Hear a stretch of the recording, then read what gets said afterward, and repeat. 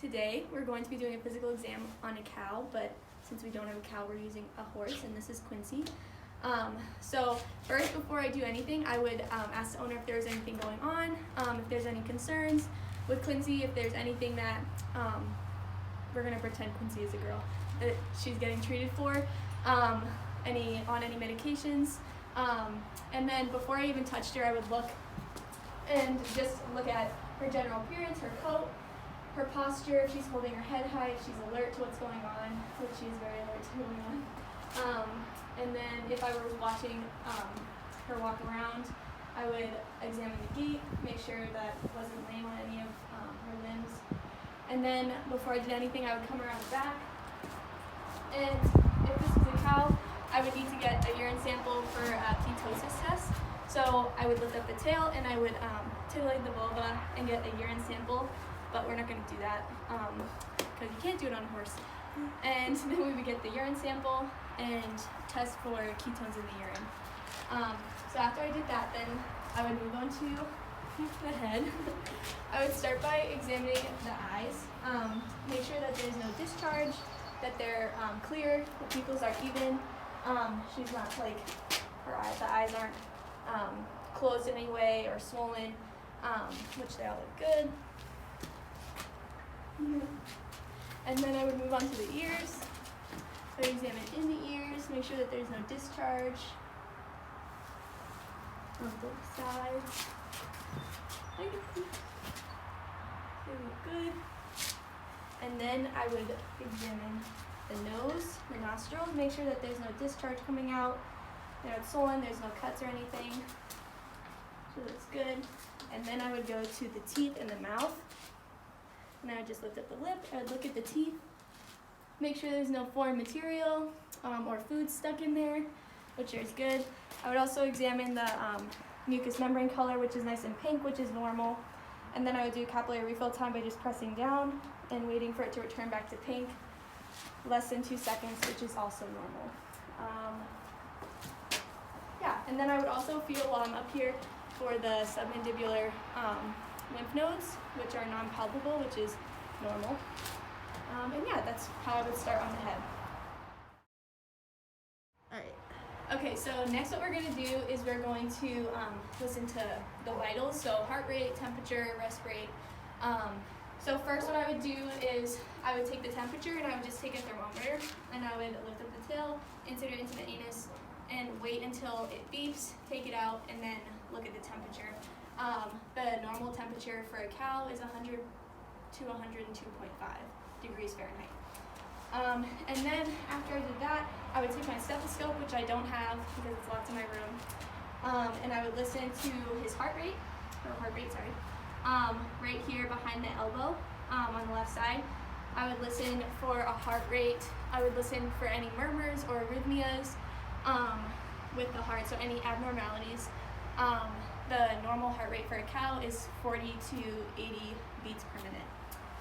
And then after I listen to the heart on this side, I would move down to the lung field. So I would listen here, just around in the lung field area for a rest rate, any wheezing or coughing or labored breathing.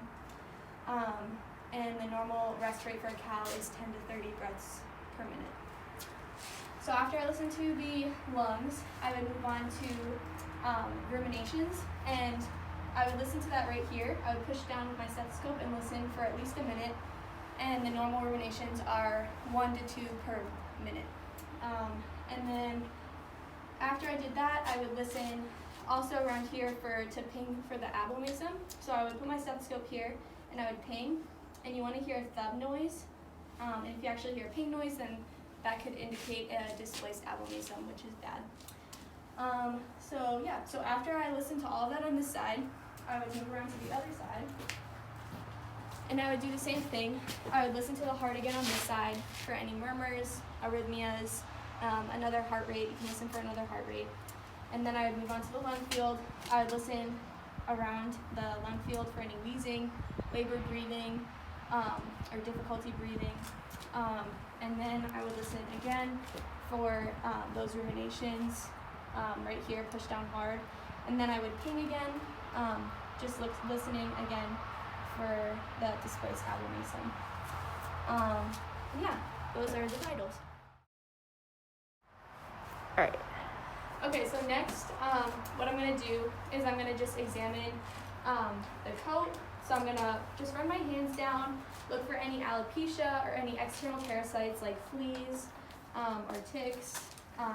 Just looking at all of the coat, and also while I'm doing this, I'm feeling the muscle, so I can get a muscle condition score and a body condition score. Right now it's all normal muscle.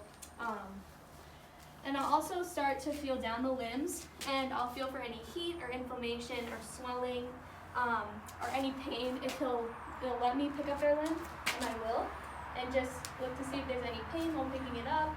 And I'll also be able to examine the hoof bone down there too, and see if they're overgrown or if they're good. But yeah, just feeling for any pain.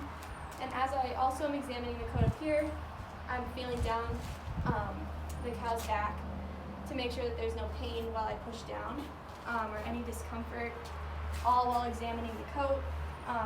Also can be looking for any dandruff as well. Continuing down back of the animal, I'll do the same thing for this limb. Feel down the leg for any heat, inflammation, or swelling. Pick up the leg, look at the hoof, any pain or discomfort. Looks good. Examine the tail. And do the same thing on this side.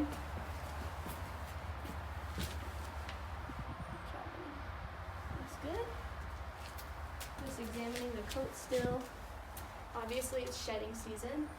And just feel this. And do the same thing on this leg.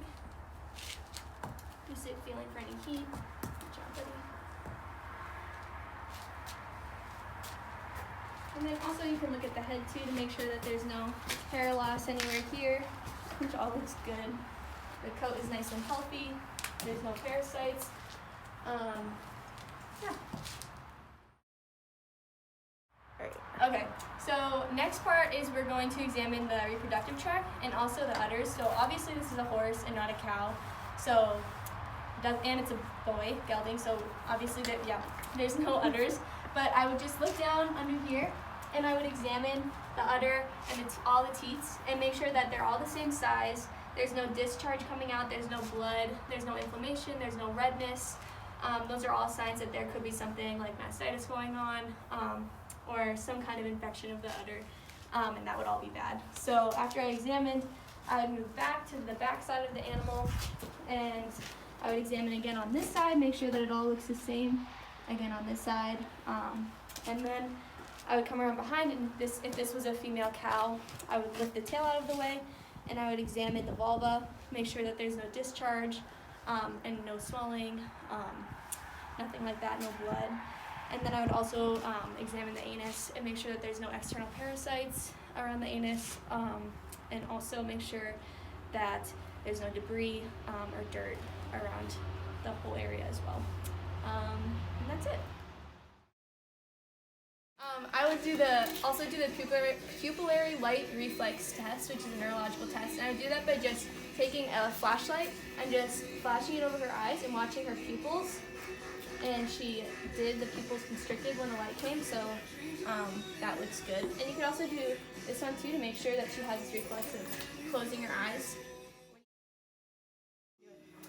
So next we're going to do a sub-Q injection, and we're going to be doing it in her neck because she is a cow, so she's used for meat, and this is the muscle that we use to do injections to protect the other muscles that are for high quality meat.